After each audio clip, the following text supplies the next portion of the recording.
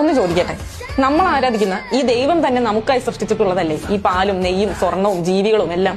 അപ്പോൾ പിന്നെ നമ്മൾ അത് ഉപയോഗിച്ച് ദൈവത്തിനെ പ്രീതിപ്പെടുത്തുന്നതിൽ എന്ത് യുക്തിയാണുള്ളത്? മനസ്സിലാക്കാൻ സാധിക്കുന്നില്ല. ദൈവത്തിന് വേണ്ടി തുലാഭാരം നേരൽ, ദൈവത്തിന് വേണ്ടി കാണിക്ക അർപ്പിക്കൽ, ദൈവത്തിന്റെ പേരും പറഞ്ഞ് കുറച്ചൊന്നുമല്ല പണം ആളുകൾ ചെലവഴിക്കുന്നത്. ഒന്ന് ചോദിക്കട്ടെ, ദൈവം ഈ പൈസ എല്ലാം കൊണ്ട് എന്താണ് ചെയ്യാൻ പോകുന്നത്?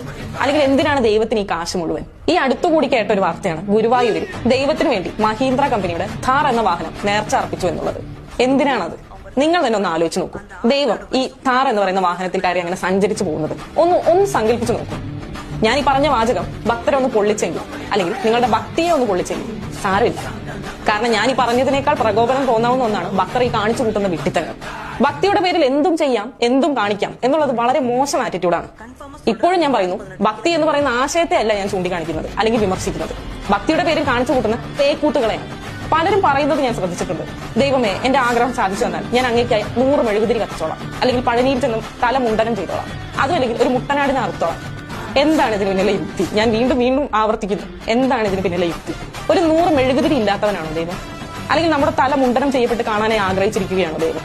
അതും അല്ലെങ്കിൽ താൻ സൃഷ്ടിച്ച ഒരു മുട്ടനാട് കഴുത്തറക്കപ്പെട്ട് കിടന്ന് പിടയുന്നത് കാണാൻ ആഗ്രഹിക്കുന്നവനാണോ പരമകാരുണികനായി നാം മനസ്സിൽ ആരാധിക്കുന്ന ദൈവം? ഇതിന്റെയൊക്കെ ഒരു ലോജിക്കിനെ കുറിച്ച് ഒന്ന് ആലോചിച്ച് നോക്കുക. തങ്ങൾ ചെയ്യുന്നതിലുള്ള കഴമ്പിനെ കുറിച്ച് ഒന്ന് ചിന്തിച്ചു നോക്കുക. വളരെ ശരിയാണ്. ഒന്ന് ചിന്തിച്ചു നോക്കൂ.